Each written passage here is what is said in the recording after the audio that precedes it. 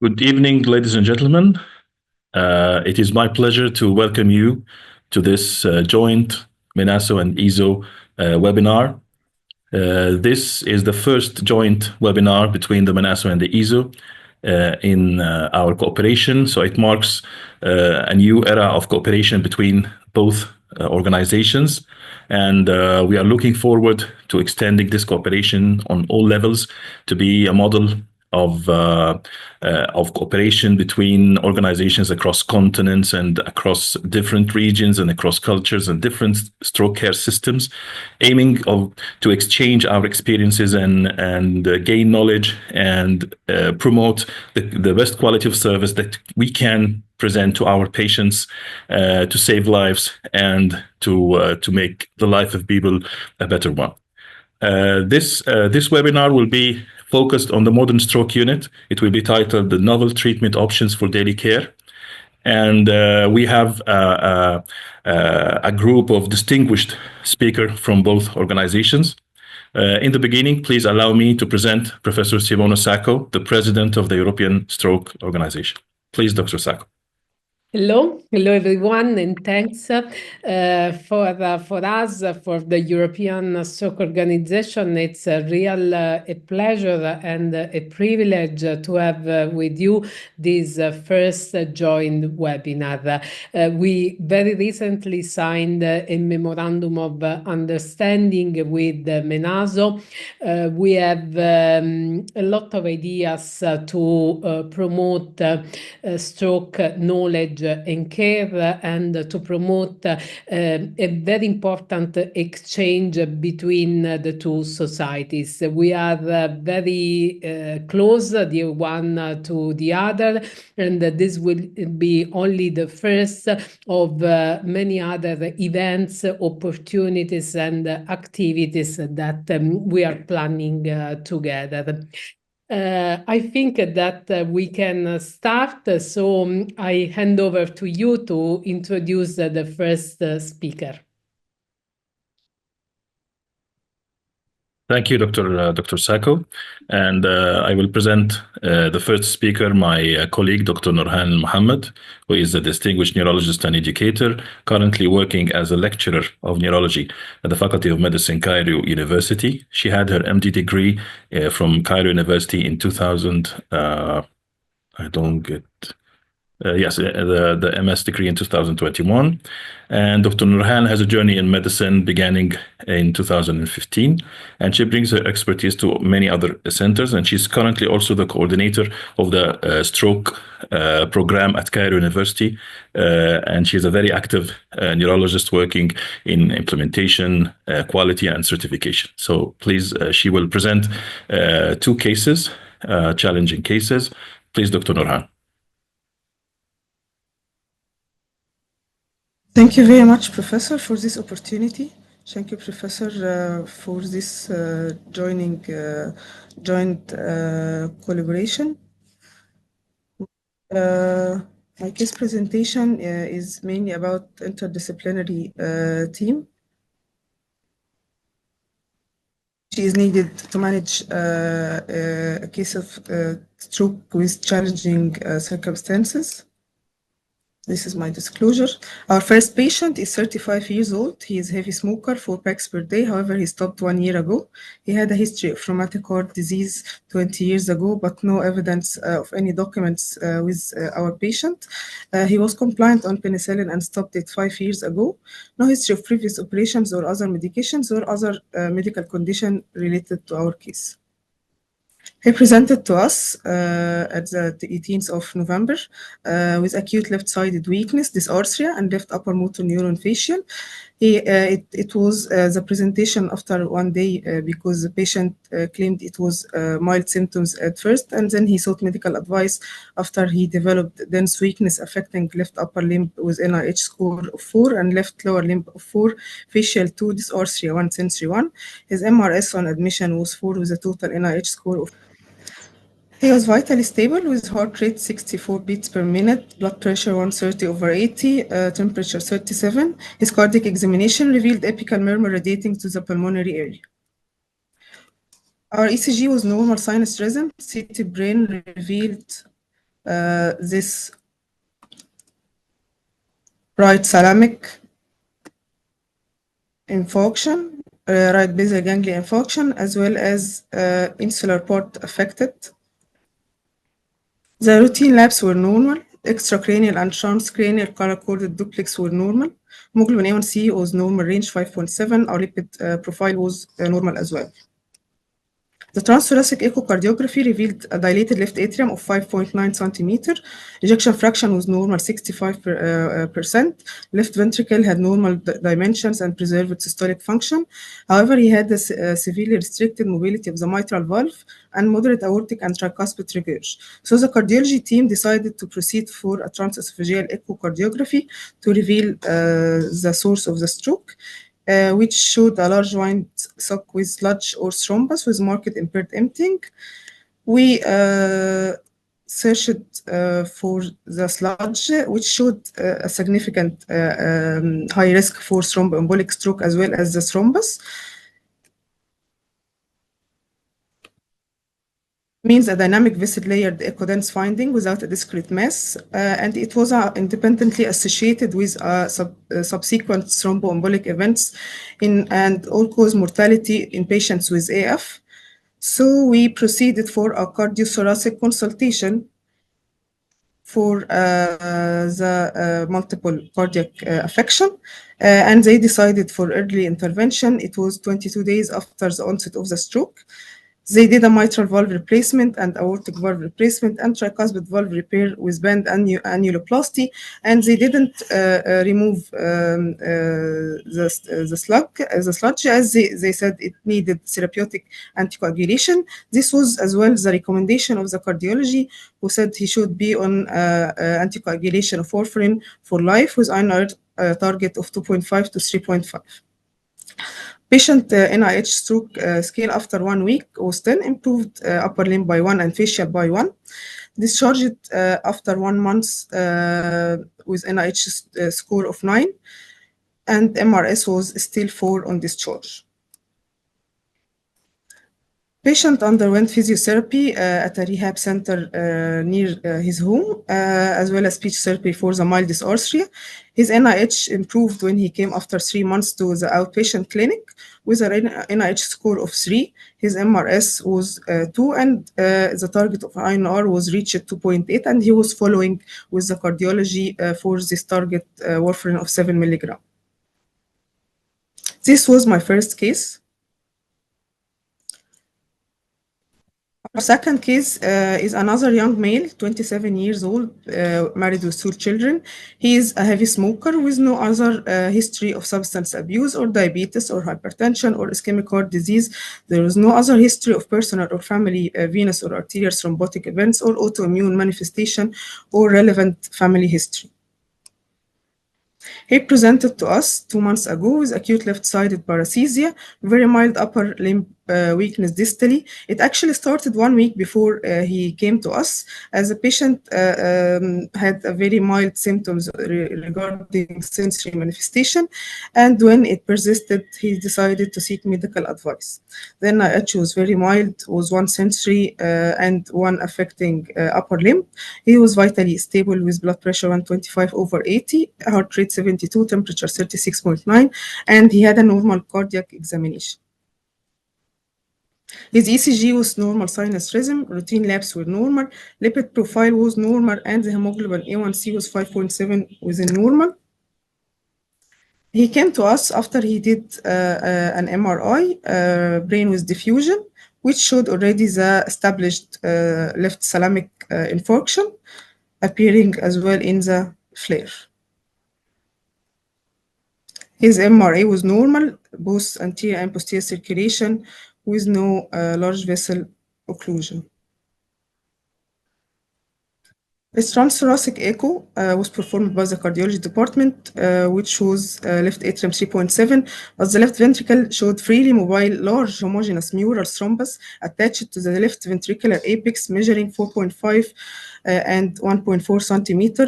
However, there was no regional wall motion abnormalities, which was a challenge in this case, as for the cardiology, it was not explained by the cardiac condition to have such a large thrombus. So they proceeded to do coronary angiography to see if there is a ischemic heart disease or affection of the coronary arteries, but they only found left anterior descending artery coronary myocardial bridging. This picture is from literature just to illustrate the idea of myocardial bridging, as it can compress the LAD during systole. Can lead to sluggish flow of the coronaries, but it wasn't enough to explain, so they decided to proceed for an MRI. This is the types of the coronary bridging. It can be a deep bridge with severe affection of the coronary flow, or a shallow bridge. They proceeded for both MRI and the coagulopathy profile, seeking for any autoimmune cause. However, the lupus anticoagulant antibodies and anti-beta-2 glycoprotein and anticardiolipin were all negative. Protein S and C were within normal. The MRI was showing the ischemic heart disease recent MRI with a large, highly mobile thrombus. And it showed that there is an ischemic part affecting the apical part of the left ventricular muscle, and there was a scar, few apical scars, without large area affection, and the patient had the rest of the myocardium was viable. This is a picture showing delayed enhancement of the muscle during the contrast injection. From the apex to the middle portion, as we can go from the left to the right. And for them, it was only explained by the coronary bridging, as there was no other explanation regarding coronary atherosclerosis. There was no coronary atherosclerosis in the angiography. So another cardiothoracic consultation was done for our patient, and they decided to perform the thrombectomy. This is a deroofing procedure. They decided to perform based on the clinical data of the patient, and this was the large thrombus we talked about. The pathology report revealed it was a fibrin thrombus. Patient was discharged after 3 weeks of admission with NIH stroke scale of 1 sensory persisted and apixaban 5 milligram, and he is to follow up after 3 months at the outpatient clinic. Patient also performed echocardiography after the operation, which revealed the hypokinesia affecting part of the apex, and a part was akinetic, which was not seen at the first echocardiography due to the large size of the thrombus. So very thanks to the team of cardiology, assistant lecturer of cardiology Shadi Muhib, and the cardiothoracic surgeon Dr. Omar Dawood. Thank you. Presentation. So the next speaker will be Dr. Mohammed Al-Qahtani from the Kingdom of Saudi Arabia. He's graduated from King Khalid University in Abha, where he completed the medical school, and he pursued neurology board certification at King Fahd Hospital in Jeddah. Currently, he's in the second year of his stroke fellowship in the Neuroscience Center at King Faisal Specialist Hospital and Research Center in Riyadh, and he will be presenting a case presentation. Dr. Mohammed, please.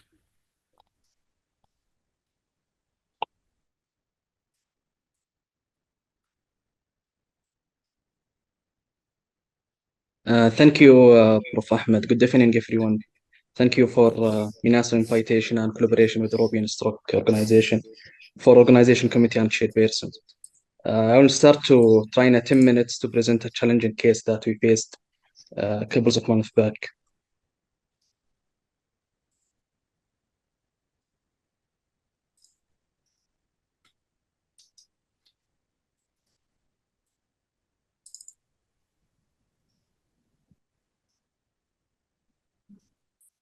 I decided to start by chest X-ray, knowing all the attendee are neurologists, so to make them more confused. Our patient is 30 years old, female patient. She's following at King Faisal Specialist Hospital and Research Center at Riyadh after she being diagnosed with the stage 4 primary large mediastinal B-cell lymphoma last May 2024. And she was started on dose-adjusted REBOC protocol, which is an intensive chemotherapy protocol that including rituximab and cyclophosphamide, vincristine, and other chemotherapy that are well known to the hematology team. And the plan to started her on the multiple cycles, and it's given almost once every 3 to 4 weeks. And alhamdulillah, she showed significant improvement clinically and radiologically after she received 4 cycles of that protocol.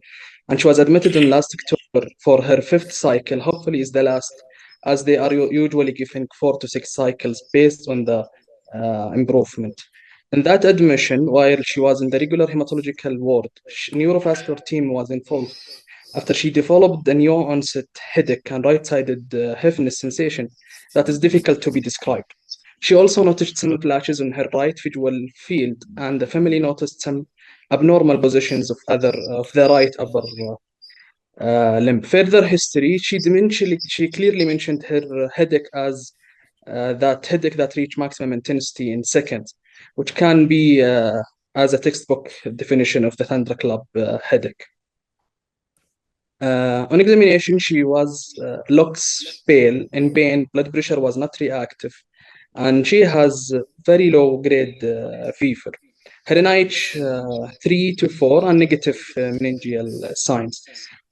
She was proceeded as a cold stroke protocol where CT, CTA, CT perfusion done, and this is her CTA. Although it didn't show large vessel occlusion or clear early ischemic changes, but it can be, although the contaminated study, but her vessels are not that vessels for a good healthy female in the 32, and you can see some narrowing in the vessels that we can see it retrospectively. And if you are the one who loved the CT perfusion, and the Tmax, some mild increase in the Tmax time and MTT, which signs of hypo perfusion. And this is first DWI MRI, which showed, I can argue there is some mild restriction diffusion in the parieto-occipital left hemisphere. After this MRI and CT-CTA, initial impression with a non-specific finding and differential might include post-ictal changes or RCFS and intravascular lymphoma, giving her intensive or aggressive large B-cell lymphoma. We were working up her from our team and from the general neurology and the hematology as well. Opening investigations, her CBC were a remarkable part of her regular or unknown reactive phenomena of the platelet that reach almost 20, sometimes only 1 figure, secondary to her intensive chemotherapy. Her inflammatory septic marker are negative for focused infection. And after consultation of the hematology and the thrombosis team, number puncture was done to exclude serious neurological complication, giving her MAC background, and we repeated the MRI brain. This is her lumbar puncture result, where all are mostly negative, acellular, with nothing that came positive from her lumbar puncture, which is reassuring a bit. After all of these, our impression giving her BCA narrowing that resembling RCFS. It can be secondary to RCFS, but secondary causes of either RCFS or other differential should be excluded. We started her in aspirin and verapamil, very low dose, giving her blood pressure almost within the lower soft side and close neurological observation with it. The few days after, we repeated the MRI, and the same area we expected initially showed some more clear restriction diffusion in the BCA territory infarct. And this is her repeated CT, mainly on the right one and the right side of the screen, which was more prominent vasoconstrictive pattern, mainly on the left BCA, distally to the B1, B2 segment. Unfortunately, she developed right-sided severe pain, although it's early for the thalamic, post-thalamic pain, but she mentioned clearly positive phenomena, including sensory symptoms and visual obscurations that in the right hemivisual field. Questionable for seizure phenomena, we started her in symptomatic management, including gabapentin and Kibra, and we increased the verapamil after excluding other infectious or differential diagnoses that can lead to her vasoconstrictive phenomena in her vessels, mainly on the left BCA. We observe her, although we were thinking that we are front of the head of the disease, we were considering intra-arterial vasodilator if she had significant worsening, and we increased the verapamil to 60 mg TID as long as her blood pressure was tolerating and maintaining asymptomatically.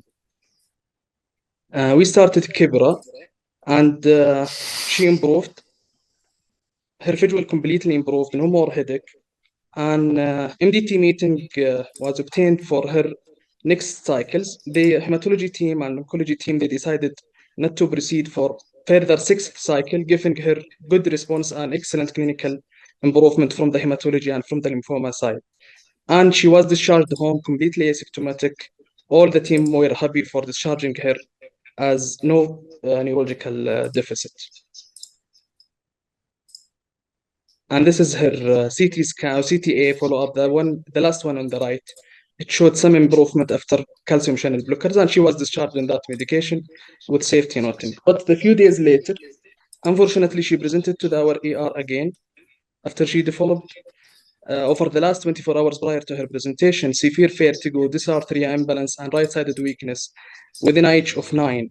And if you can notice, there is complete occlusion of the left BCA and the basilar as shown in the next slide.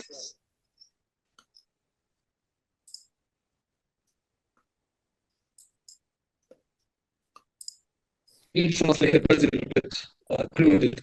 Her deficit is not high based on IH, with knowing that limitation of the IH of the posterior circulation.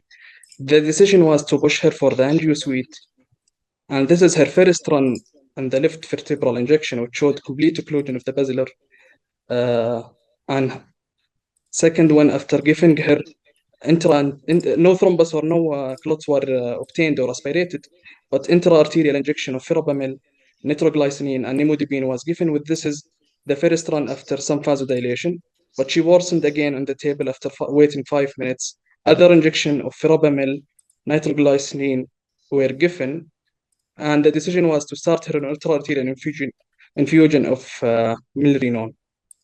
These her run after milrinone infusion, intra-arterially and intra-IV. This is the run before the last one, and this is the complete recanalization of the vertebrovascular system.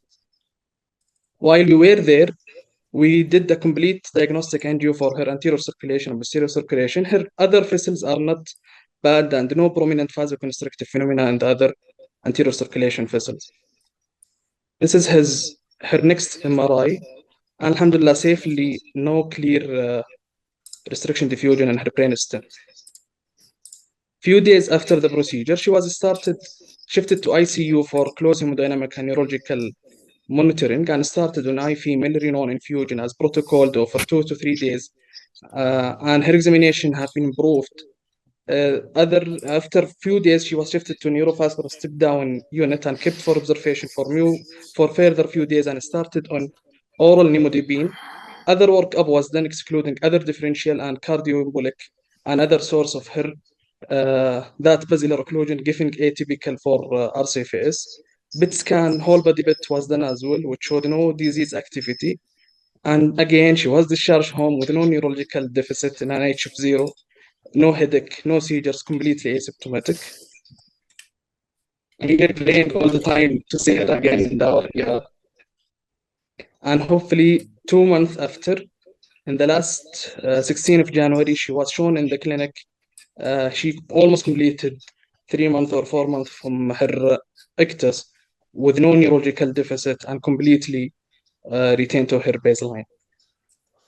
Our conclusion is mostly RCVS, giving her criteria of RCVS, and RCVS score, by the way, it was 9, and it's known in the literature the RCVS score whenever it goes more than 6 or 7, where the gray line in the bottom indicative of RCVS, and most of other differential diagnoses were excluded. This is her last CTA 2 or 3 weeks back.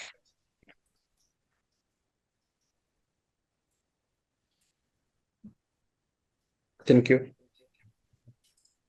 Thank you very much, Dr. Muhammad, for this really interesting case and the multidisciplinary approach to solve this difficult problem. So we will be moving to Dr. Francesca. Her title of speech will be The Modern Stroke Unit, Novel Treatment Options for Daily Care. Please, Dr. Francesca. Thank you very much, and thank you also to the Secretary Service for helping me with this. So next slide, please. we're talking about the stroke unit, which is actually probably the most important tool that we have to manage both ischemic and hemorrhagic stroke patients. We know by definition that the stroke unit is a dedicated, geographically clearly defined environment within a hospital where all stroke patients, no matter the age and the severity of the stroke, are admitted and cared for by a multi-professional team that has a specialist knowledge of cerebral function, and they are also not only multi-professional,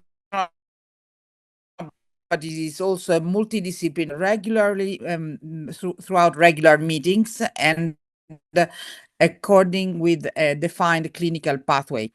Next slide, please. We know that patients that are admitted to this type of ward, to the stroke unit, do have a better clinical outcome, both in terms of mortality and disability. We know that being admitted to a stroke by 0.76%, and there is a reduction also in institutional care and dependency. So the disability is definitely reduced by being admitted in a stroke unit environment. Next slide, please. Now, I like to think of stroke units as a complex environment where we have the hardware and the software. The hardware consists of the building, the location, the type of equipment, and the technology that is present in the stroke unit. On the other hand, to make working the hardware, you need the software, and the software is the people, is the multi-professional team, their expertise, their knowledge, their activities that are, of course, coordinated according with the clinical care pathway, but also other communication, but also other soft skills like communication, empathy, and the ability to work together as in a positive way. Next slide, please. Stroke units have a better outcome than general wards. Compared to a unit, reduce the odds of death and disability altogether by 22%. And this has been demonstrated in different environments, in different nations, and it's also valid for both young and older patients, and it doesn't depend also on the severity of the stroke and of the type of the stroke. Next slide, please. Next slide. Now, in the next 10 slides, I will present to you, please go to the previous one. I will present to you the components of both of the hardware and of the software.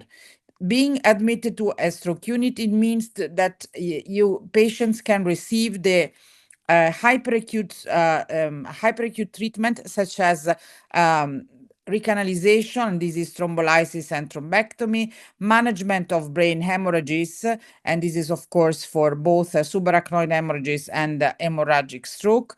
But also in this very acute phase, it's the stroke unit team is able to make the correct diagnosis in terms of stroke mimics, and so avoid for example, admissions of neurologic patients that needs another type of clinical pathway. Next slide.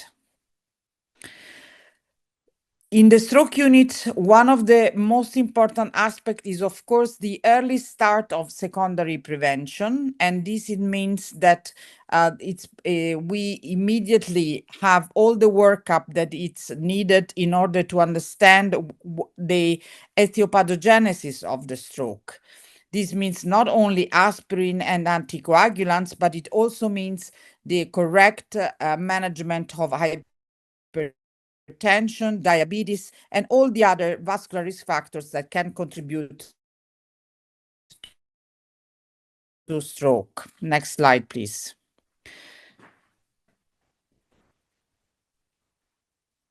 And a very important component of stroke unit care is high quality nursing. Nurses working in the stroke unit receive a very special training, and nowadays we are very well aware that there are some nursing protocols, such as the fever, sugar, and swallowing protocol, that, if implemented, may really impact on the clinical outcome of stroke patients. The fever, sugar, and swallowing protocol, the so-called FAST protocol, may reduce by 70% the probability, the risk of death of stroke patients admitted in the stroke unit. Next slide, please.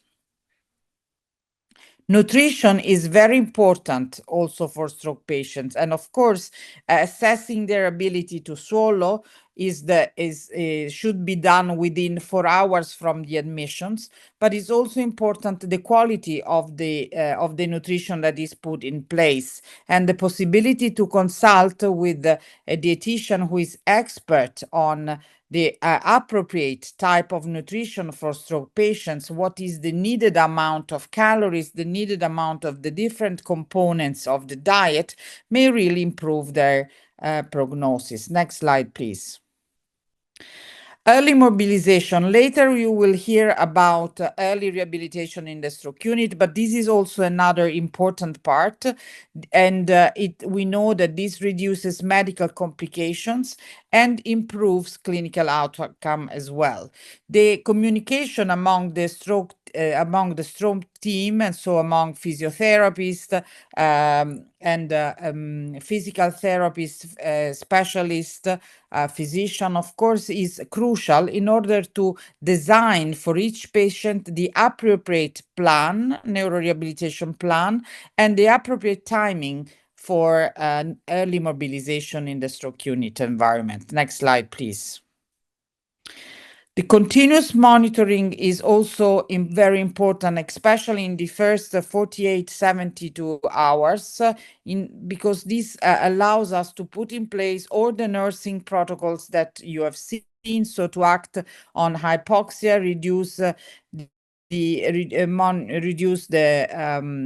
or monitor and manage hypertension or hypotensions, and to prevent and treat cardiac complications. Next slide, please. All these, next slide, all these activities are important and have been demonstrated to have an impact on the clinical outcome of patients, and so on the quality of stroke care that is provided within this special environment.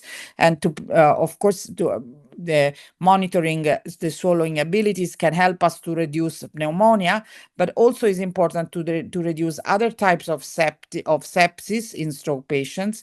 And this is, for example, avoiding urinary catheters, because this may increase the risk of urinary tract infections, the risk of urosepsis, that may cause an increase of mortality of stroke patients, and increase the use of antibiotic and other drugs, in enhancing the risk of resistant organism in that given environment. Next slide, please. Prevent thrombosis. This can be done, of course, with specific drug plan, but also it can be done with other non-pharmacologic actions, such as the early mobilization that we mentioned already, and intermittent pneumatic compression. And you see that ESO guideline recommends intermittent pneumatic compression and fractioned heparin, low molecular heparin, and heparinoids for this period, when patients, especially patients with hemiplegia and hemiplegia and severe hemiparesis, are admitted to the stroke unit. Next slide, please. Now we come probably to one of the most important components of the software of the stroke unit, which is education and training. Training of all staff that is working in the stroke unit in this environment is crucial in order to grant the quality of stroke care. All staff should be trained in the NHS, should be aware of what the thrombolysis and thrombectomy are, the importance of acute monitoring, mouth care, dysphagia, so swallowing, nutrition, transfer techniques and mobilization, as well as the general principle of stroke management and cardiovascular risk factor management. These are extremely important, and for this, ISO has in these years has produced a number of not only of guidelines but also some very handy tools, such as the Essentials of Stroke Care, that are published on the page on the website of the Stroke Action Plan for Europe and are extremely useful, and these are published in different languages. Emotional problems are also present in the stroke unit, and is very important for the patients and for the caregivers. It's very important to take care of this part as well, and also to empower the stroke team with the knowledge of basic communication with patients and caregivers. Next slide, please. Stroke research. Stroke research is also part of the activities that can be put in place in a stroke unit. Stroke unit that participates to national, international programs, such as registries for research in quality of care, but also clinical trials, is an environment where patients have a better outcomes, receive a better service, and have the possibility to access new and better treatments compared to an environment where there is no attention and no interest in research at all. Not only stroke research can grant to the multi-professional team the opportunity to meet regularly, discuss the new evidences, and also discuss on how to put them in place and prepare new clinical pathways. Next slide, please.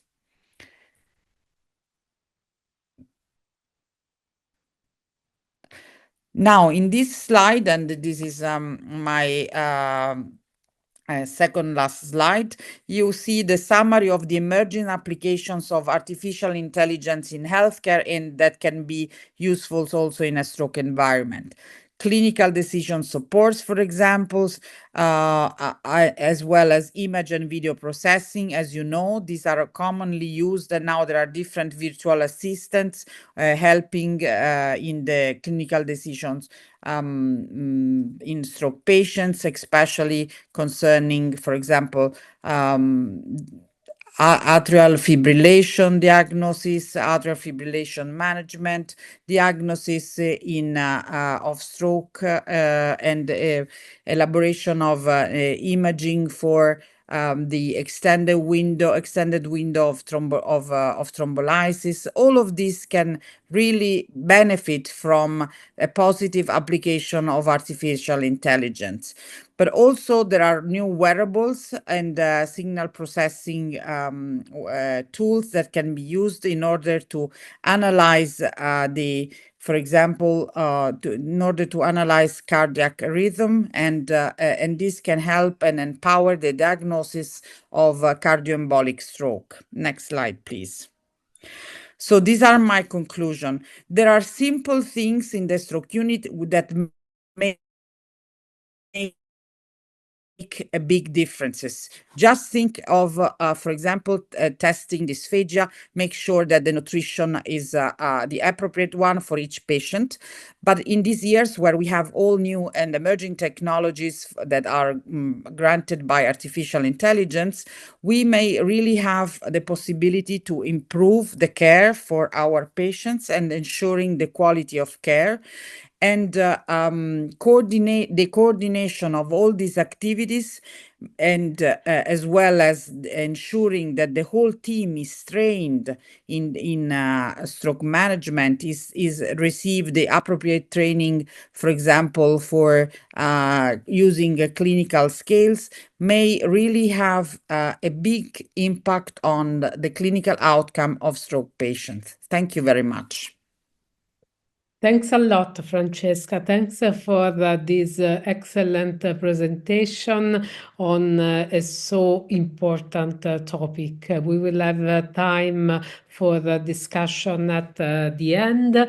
And if you have questions, you can put your questions in the chat and we will address them after the last presentation. So now it's my pleasure to introduce the last speaker. The topic of this talk, it's again stroke unit, but we are moving in the rehabilitation field. And the presenter is Professor Cristina Cruz. Cristina is a clinical professor at the University of Copenhagen. She is the head of research at the Department of Brain and Spinal Cord Injury at Rigshospitalet. Cristina is very active in ESO. She has led multiple studies, not only on neurorehabilitation, but also on secondary stroke prevention and early stroke diagnostic. So, Cristina, the floor is yours. Please go ahead. Perfect. Thank you.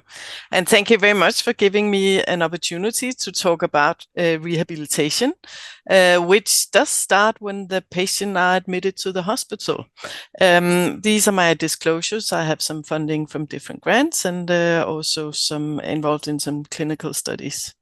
So what are the consensus about what is rehabilitation? And we also talk about recovery, but rehabilitation, when we talk about that, it's a process of care, and recovery is what gets you from the beginning to the end of a rehabilitation procedure. So it's the change of a given outcome over time, and it's also whether you introduce a behavioral restitution or compensation strategies. So these are the words I will be using for the next 10 minutes. So how do we do on guidelines on no rehabilitation? Well, actually not very good, at least not in the low-income countries. So we're very good at the primary prevention or secondary prevention, and in particular on the acute care, but the rehabilitation guidelines needs to be improved also for the low-income countries. So what do when we all experience these patients? For instance, Susan coming into the stroke unit with a severe stroke, we have the acute treatment, we have the secondary prevention, and we try to address the comorbidities and risk factors. But we have to keep in mind that stroke is not just one disease. We have the hemorrhagic stroke, we have the ischemic stroke, we have different forms of ischemic stroke with different comorbidities associated to it. So there may also be different mechanisms of recovery when doing the rehabilitations. So which challenges are we facing in recovery? Well, first of all, we need to optimize the patient trajectories, and that's where the stroke unit plays an essential role, as we just heard in the previous talk. We want to reduce the complications, and we want to target what will improve the neurorecovery, though we do not fully understand what we need to target. But we do want to know what is the timing of the rehabilitation? What is the amount? How much can these patients actually be trained? What type of training, and what is the intensity of training? And also we need to address the unrecognized deficits, which are the cognitive impairment, the fatigue, and depression. So when we look at the patient trajectories and the current evidence in treatment, well, we have this sort of bubble of evidence in the beginning, and then we sort of lack all the evidence in the later phases. And we all need to add into this and be aware that this is actually a quite important research field to address. We have the acute symptoms. Everybody knows this. We have the visual language dysarthria or aphasia. We have the discoordination, the hemiparesis, gait problems. But the late phase symptoms are sometimes goes unrecognized, in particular the soft changes as the cognitive deficits, the fatigue, and anxiety and depression. And we have no good remedies to actually treat these, but we have to be aware of them, identify them, address them to the patients, and in particular the relatives. So what are the goals and the specific goals or essential goals in neurorehabilitation? Well, we want to preserve the function they have while we are trying to give the medical treatment. Lying down in a bed for about 3 weeks takes 1 year to recovery if you're a healthy young man. So having a stroke patient lying down in bed without mobilization or without getting out of bed will take, just on the basis of it, 1 year to recover. And in addition to that, they have to recover from the deficits or the brain injuries. So we also want them to regain abilities, and we want to reduce the time to recovery, because they will recover partly, at least, over time, but we want to reduce this time so they can get back to life again early on. And we need to identify which are the patient needs. Does this patient want to be able to work again, or do they just want to be able to move from their home to their garden, or what are the patient goals? And we need to address those, because that is what is important for the patients, and in particular to optimize the activities of daily living so they get a life after stroke. So we have tried to look into what improvements may we expect over time, just if we do nothing than usual care. So if we take all the studies showing usual care in the upper extremity function, we can see, well, the natural history of this is that they do recover over time. We see the timeline has the weeks here, and the baseline improvement from the baseline measurements, and we do see a recovery over time, different from different studies, but this is really important to keep in mind, that they do recover no matter what we do, if we keep them alive and we keep them well medicated. However, we may be able to do this faster, to improve faster, or to improve better. So we need to start as soon as patients arrive at the hospital, and you've heard it addressed before. It's important to do the swallowing test, to do the mobilization early, but maybe not too early and not too intense, in case you have a severe injury or you have a hemorrhagic stroke. But we have to keep in mind that whatever we do in the initial phase of the stroke, in addition to the medical treatment, will improve the recovery, the following recovery, and also reduce the mortality afterwards. So when we talk about recovery, we have to talk about neuroplasticity of the brain and which factors can affect the neuroplasticity. Well, we know that whatever we carry with us in life may affect our ability to do neuroplasticity, genes, how we were born or carried, how active we were before we got the stroke, the diet, lifestyle. But we also know that some of these things are important in the later rehabilitation: the social interaction, cognitive stimulation, continued cognitive stimulation, sleep, stress levels, and continued physical activity. And we know that some diseases can modify this neuroplasticity. So the important features, what is really evidence-based, is that we need goal-oriented training, we need task-specific performance, and we need repetition, repetition, and repetition, and then advancement all the way through. So we need to be tested to our limits when we do the rehabilitation. But we cannot do this alone. We need to do it as an interactive, not only with the different therapists, occupational, speech and language, and physiotherapy, and cognitive rehabilitation, and medical treatment, but we have to involve the patients, the caregivers, and have goal setting together with the patients and the caregivers. So one thing to do with to induce the neuroplasticity is to do the constraint-induced movement therapy. So you have to intensify the graded practice on task-specific use. In case you are a rat, you would like to grab some nuts or whatever. If you're a human being, you would like to start eating with fork and knife again, or move from bed to chair. And we can do that by this constraint induced movement therapy, affecting constraining the healthy limb, and trying to do whatever we need to do or train with the affected limb. So that's one way to do it. But how about the repetition?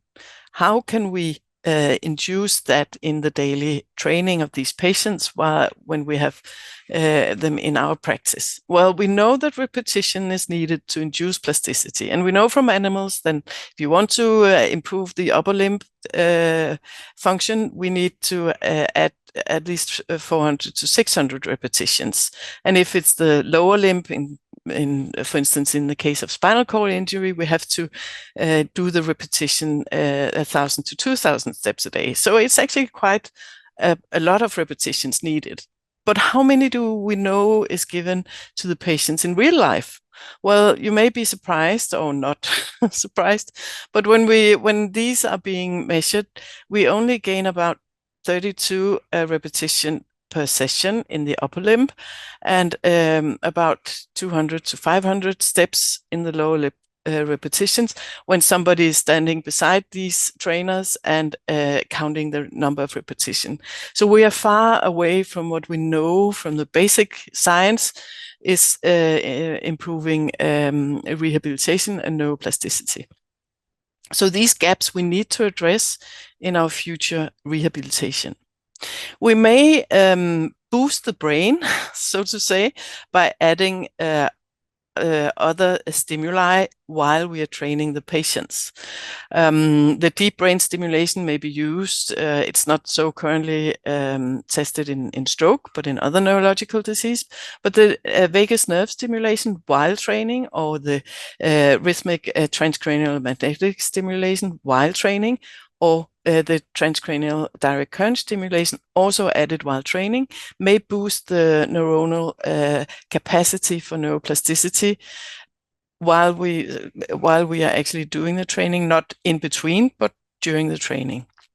So the current evidence on the neurostimulation effects were added up recently in a review paper, and they tested, or they investigated the vagus nerve stimulation, pharyngeal electrical stimulation, which are the techniques currently applicable, but also the emerging techniques, which demands a little bit specialized equipment.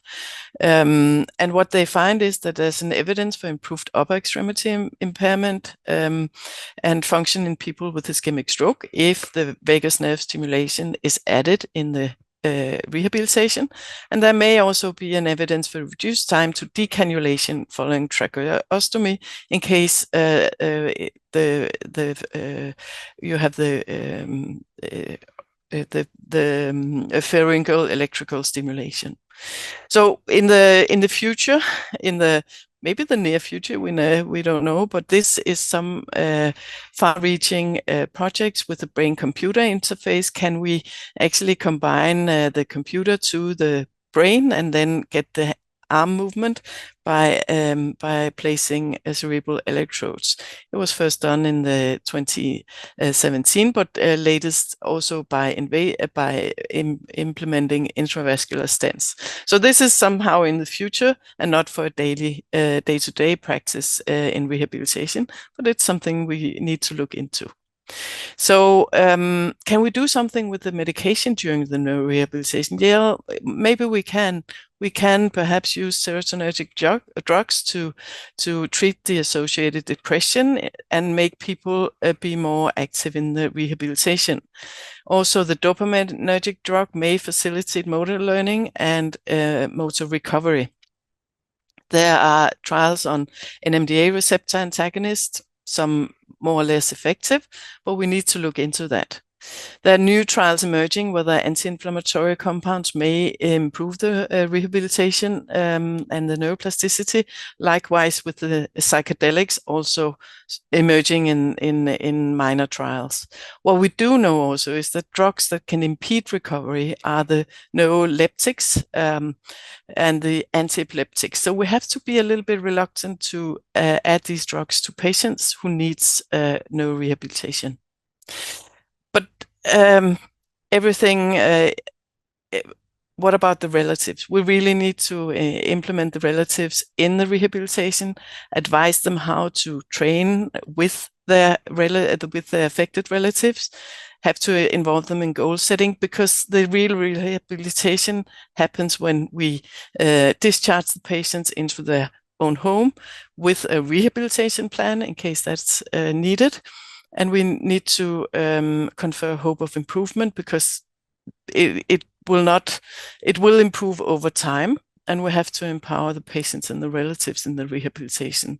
So as take-home messages, we have to, first of all, we have to consider the mechanism of neuroplasticity. So that's the repetition. Know what you're rehabilitating, arm function, leg function, speech, whatever, and include the advancement in the rehabilitation. We need probably multidisciplinary approaches, and it has to be a joint goal setting. Nothing about me without me for the patients. And really essential is to have a rehabilitation plan on discharge for the outpatient clinics to adhere to, and for the patients and relatives to know about. So thank you very much for your attention. Thank you. Thanks, Christina, for this excellent and very clear presentation. Rehabilitation is an off-topic, a very important topic, something that will be really on the rise and in the spot for the future. So it's very important to discuss rehabilitation.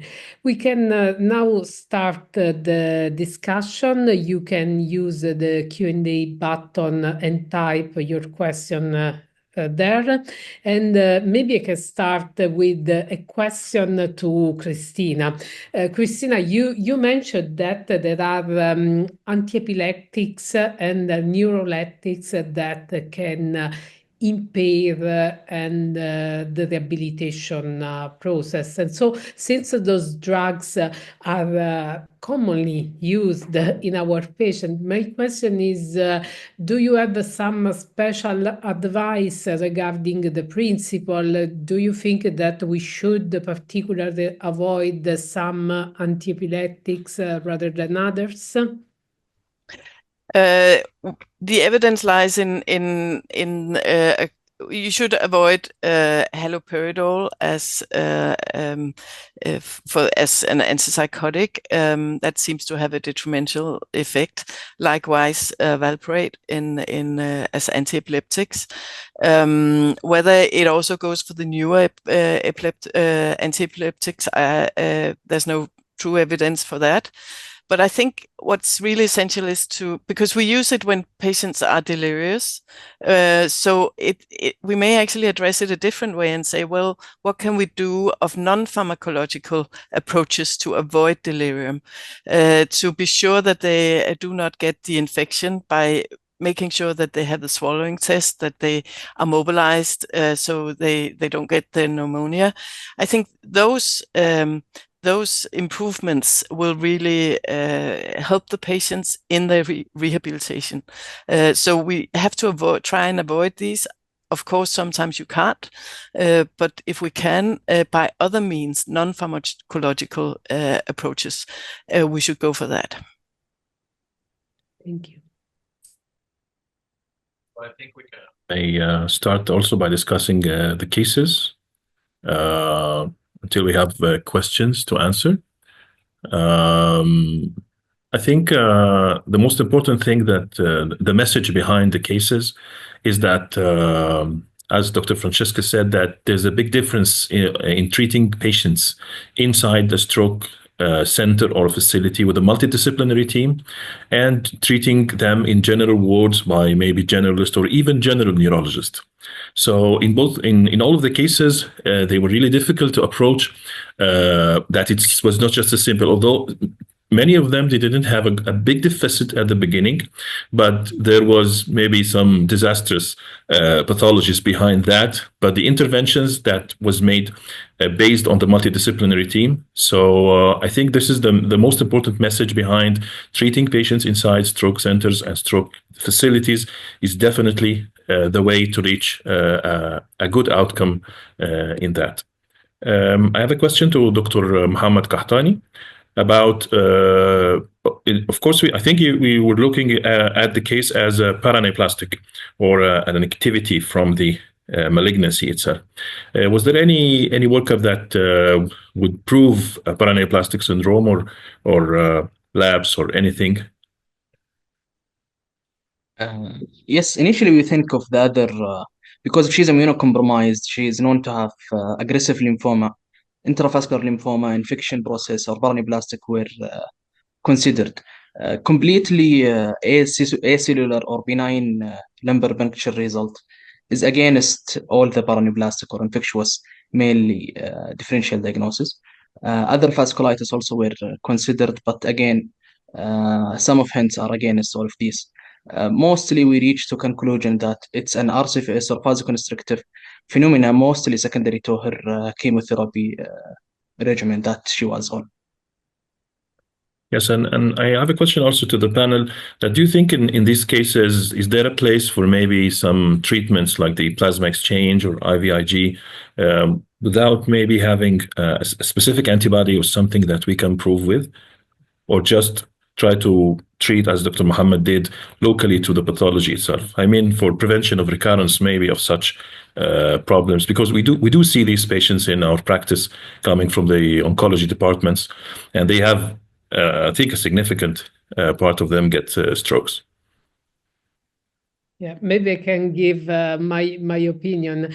Well, for prevention of recurrence, I'm a bit skeptical in such approach, because you don't know when a recurrence will happen. And we know that the effect of such treatments, such as plasma exchange or IVIG, has a certain duration, and then you need to repeat.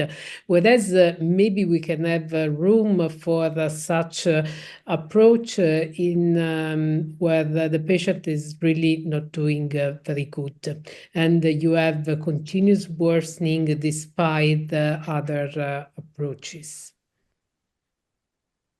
Don't know if there are any other experiences and opinions, and I really would like to understand. I think the most important step in her management is to stop the offending agent, which is the full chemotherapy regimen. And after discussion with hematology and oncology, they decided not to give her any further cycles. And after we stopped that, and with vasodilator, she showed significant improvement, again from the facial image and clinically. And we expect not, inshallah, to have any other recurrence, as long as we stop the offending medication or the agents. I can see that there's one question for you here in the box about possibility of a differential diagnosis with the CNS angiitis. Was this considered? How was it excluded or addressed? Yes, sure. It's difficult when came to excluding CNS primary angiitis. Although some point here against that differential, we considered vasculitis or vasculitis reaction either secondary, systematic, or secondary to medication. What against this primary CNS vasculitis is the thunderclap acute headache, which is against the CNS vasculitis, which usually came as a chronic focal neurological deficit and headache. Her brain parenchyma is completely reassuring a part of her BCA territory infarct. And the most important point is acellular or completely benign CSF, as well as significant improvement on the vasodilator. All of these are against the CNS primary angiitis, although it was considered a bit lower on the list.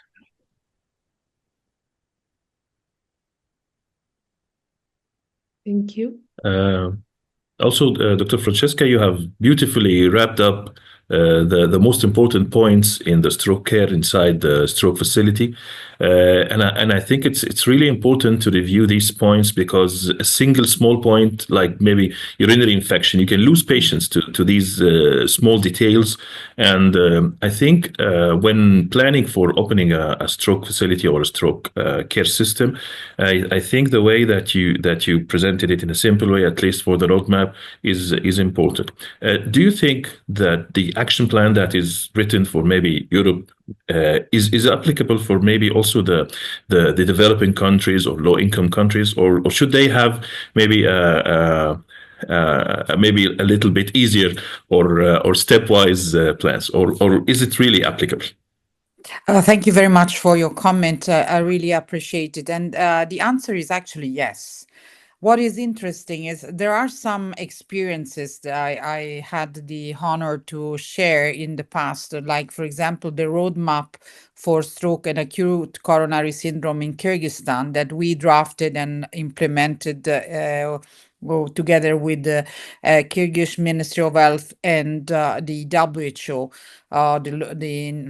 the country office in Bishkek. And even in emerging economies like Kyrgyzstan, there is always something that you can improve. We were able to reduce the mortality of stroke patients within dedicated environment, even though they were not, you couldn't call them proper stroke unit. Let's say these environments are like stroke unit in transition. They are moving towards the optimum care. They don't have all the components in place. But if, for example, in this specific case, we were able to reduce the mortality with early mobilization, avoiding urosepsis, and using the fever and sugar and swallowing protocol. So just using this, putting in place these activities, we had some good results. And I think this is a very good experience and very good evidences for us, because there is always something that you can do. So the gold standard is what I have presented, is probably the artificial intelligence telling us how to improve the clinical pathway, what is the best the best drug to be used. But there is always something that you can do even when you don't have artificial intelligence and fancy MRI. This is very reassuring for all of us. Thank you. Francesca, yeah, if I may add, this discussion, it's truly important. And I agree that maybe in some countries, and I refer also to European countries, some soft goals and soft targets can be better, because very ambitious targets are not so usually so easy to be reached. And one other difference is also in the implementation, what we do to reach those targets. This is something that really needs adaptation to local systems, and we have a good experience in Europe, and we're moving to something similar in Italy. And so the action plan, it's our standard, our referral document that really it's free, it's available, it's for everyone. And so trying to adapt to local context is probably also the way to go in this sense. Totally agree, Simona. Yes, this is absolutely. And we are always available to discuss, to work together with colleagues in the single countries or in the areas in order to do, to check what are the more critical areas where an intervention should be put in place. and what is the situation analysis to carry on together a situation analysis and draft potential strategies in order to solve problems. We had experiences in this in different settings in different countries, and we know that there is always something that you can do even with very low resources. And Jessica, maybe you can briefly touch on why it is important to have the stroke unit certified. Yes, that's also the other, that's the other aspect which we can take into consideration, because when you have the stroke unit certification is a tool that can be adapted in order to check the quality of the standards that are provided in the single center, but it can be applied to maybe an area, so you may have multiple hospitals accessing it, and you can use it to monitor the situation in your own country. So how many centers respond to given standards, how far they are to the standards. Sometimes what we learned, and I think Simona agrees, is that you don't only have black and white, but you have the full range of grays, and so you may always act to improve for a certain percentage given some given services. And when the other important point is that the certifications allows you to conduct an audit, so to really have a profound knowledge of the mechanism that are in place, not only the hardware, but also the software. And the software is the thing that you can change more easily. You can help people working together. You can put in place things like briefing, weekly briefing on patients. So you can improve things only by changing and empowering soft skills of the multi-professional stroke team. This is very important. This can really be also a game changer. I think that the ISO has in its certification program, it's like a roadmap that the certification goes hand in hand with the implementation. I mean that you shouldn't wait until the unit is opened and then certified. No, it's initially working on the roadmap of the certification. So I think this is important for developing countries, and that it will help not to start and then do errors and then discover the errors at the time of the certification. I think the step one should be the certification. Certification and implementation should go hand in hand. It's a time saver, and it will save money, and it will also help the center exactly know what they should do. So I think we should follow this model. And in the Middle East now, we are pushing the certification very, very strongly and very rapidly, and because I think that within maybe the coming years, there will be only reimbursement in the systems only to certified stroke units. This will push all the centers to certify. And while they certify, they know what's wrong and what's the weaknesses that they have. And I think this is the way to improve in even in developing countries. One question was also a challenge that the developing countries will have in the implementation about expensive or difficult services like having a stroke ICU.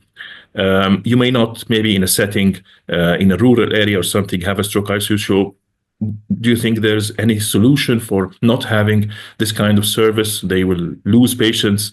So do you think there's a solution for that? There is a solution, you see, because when you don't have, of course, it's not possible to have a super technological, fancy stroke ICU everywhere in the rural area. But what you can do, you can empower the colleagues working in the rural area through telemedicine, for example, through teleconsultation. This is a great help. So you can triage patients as well. You may have young patients with a difficult with a very strange, difficult stroke, and that you need really to deep dive into the etiopathogenesis because the patients are young, because this is of course something you want to take care of.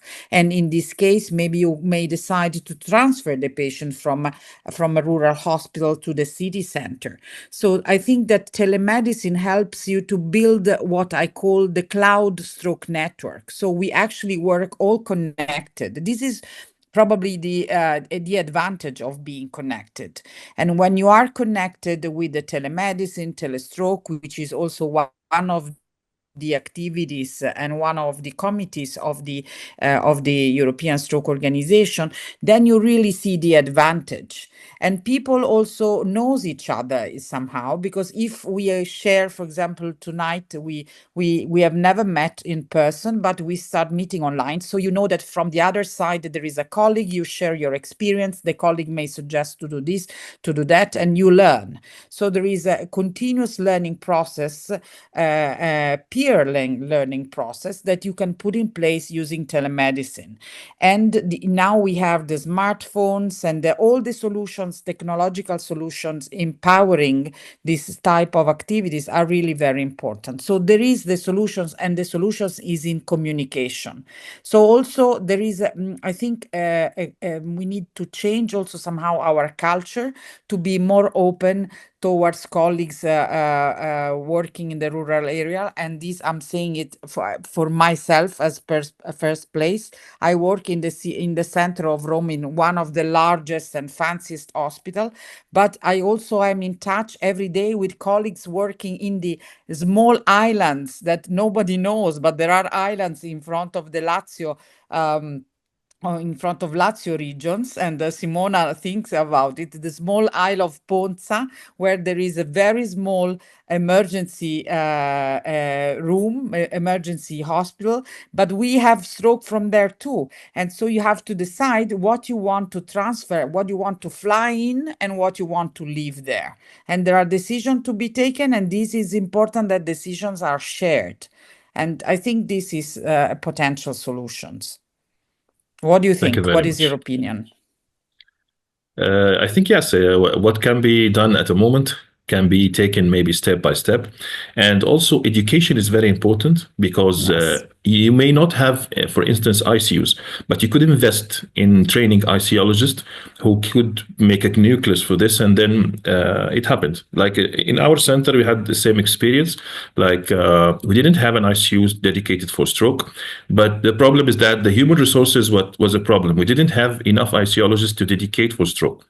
So the solution was to train neurologists to be ICologists, and that's what we did. Like the German model, that we trained our neurologists to be ICologists, and now they are doing the intubation, insertion of CVP, weaning of patients. They do everything. So now the fluidity of movement of patients between the stroke intermediate care and the ICU has been much better. The outcome and the mortality has decreased. But maybe 20 years ago we didn't have this, so we invested a little bit in training our neurologists. So I think, yes, it's achievable.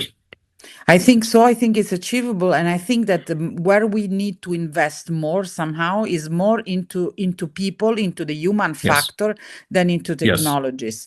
I've been to countries, I don't want to say the names, but I've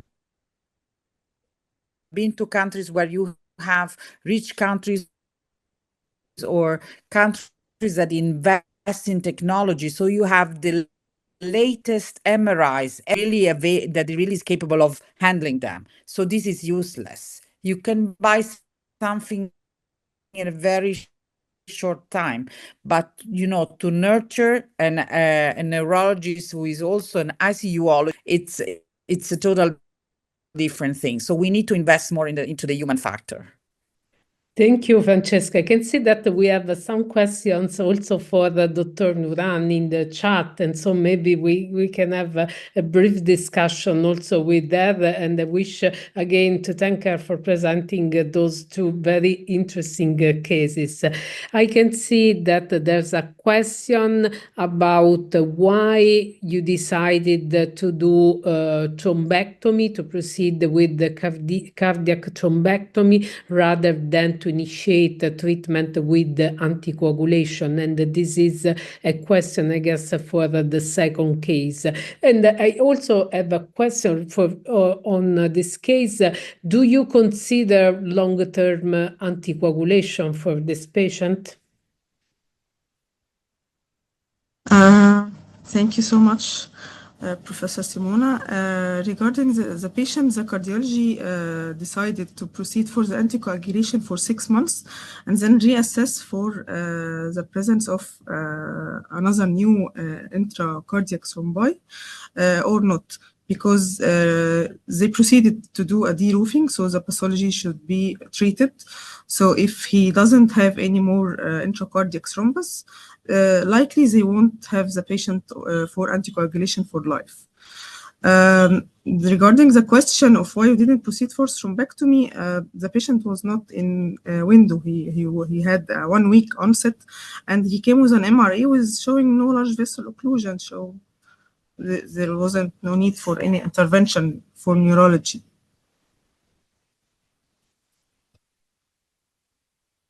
I have a question to Dr. Cruz.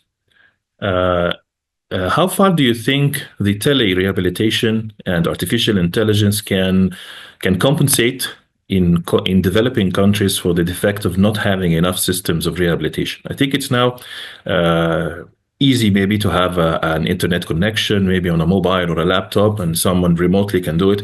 And even we are looking now into the artificial intelligence itself, maybe doing simple trainings or things like a bot talking to the patient or responding to simple questions. And I know that the ESO has just had 2 days ago a webinar on the artificial intelligence by Professor Riali and Dr. Molina. So how far do you think this is can replace actually the standard rehabilitation process? Thank you for the question. It's really to the point, because I think that's the way forward to give as many as possible a chance for rehabilitation outside the hospital. It's essential to have a tele-rehabilitation in countries where there's long distances to rehabilitation unit. It's really important to give to empower the patient and the relatives to train at home, because the only way to regain abilities is to continue training, to continue repetitions, and get advice on how to advance these rehabilitations. And that can easily be done by tele-rehabilitation. We just need to find the right platforms that actually works, to validate them and to distribute them. And it's essential to keep it as simple as possible for everybody to engage in this. But the advancement, how do we approach the advancement of training for each patient? It has to be done individually somehow. Can it be done by AI? Perhaps, but we need to validate that, obviously. But can we do it by having one physiotherapist or occupational therapist online once a week or once a month? That could really give a chance for as many as possible to engage in rehabilitation and improve their recovery a lot more than just getting home and sitting in a chair. But it does need some engagement by your peers or your family, because it's hard to do on your own because of your fatigue, your depression, or the other sort of hidden symptoms. So it needs a system somehow to help patients regain their abilities as much as possible. And it's a continuous rehabilitation. I mean, it doesn't only last for 3 months or 6 months. It needs to be lifelong engagement in physical activity and talking and keeping your mind busy. Yeah. I hope that... Yes, thank you very much. Yes. The real question is, how far would the really rapid in advancement, and now you have bots answering most of the services now. So how far would a bot be doing things replacing maybe traditional physiotherapy? a bot can do a lot of things, but sometimes they also hallucinate a little bit. Yes. So in order to make sure that they don't hallucinate and ask patients to do something that they definitely can't do, we need to have some better systems and better the feedback system. I could imagine that if we have a video from our phone that can take pictures of your movement, and then it can respond to you whether you move in the right way or you train in the right way, whether you do it continuously as many times as you should, and also combining wearables of different sorts. Yes. With this would really improve the rehabilitation, but that's also expensive. So we need some low cost solutions to engage in rehabilitation after discharge. Thank you very much. Thank you. I think we need to close now because it's 7:30 in Italy. And I wish to thank Professor Hamed Abdelalim for co-sharing with me this webinar. I wish to thank MENASO for hosting us. I think it was really an excellent webinar with very important topics and high quality speakers. And I'm sure we will organize other activities in the future. I also wanted to express my appreciation to Professor Silke Walter, who is a member at large of our ESO Executive Committee. She's in charge of our educational activity, and she has contributed a lot to the organization of this webinar. So thank you, Silke. ESO conference will be in May in Helsinki, and we really hope to have the opportunity to meet many of you there in person. I'm really impressed of the attendance of this webinar. I think we reached nearly 500 participants. That it's really an impressive figure. I want also to remind that membership of ESO is not limited to those working and living in Europe, but it's open to everyone, and it's free, entirely free for those aged below 35. And so I encourage really young neurologists, young physicians with interest in stroke to join also ESO and to benefit from the educational opportunities that the society is offering. I wish again to thank you, Professor Hamed Abdelalim, for having us in this webinar, and I wish to thank all the MENASO leadership. Thank you, Dr. Simona, and it's been a great pleasure having this meeting. Really interesting and brainstorming meeting. And I also extend my thanks to Dr. Zelka for the great effort she did arranging this webinar. And we will soon be communicating to arrange another webinar, because I think the discussion, we came up with something tonight. So thank you very much, and thanks for the ESO, and thanks for the team of the MENASO for arranging the webinar, and looking forward to seeing you all soon. Thank you very much. Thank you. Bye-bye. Bye. Thank you.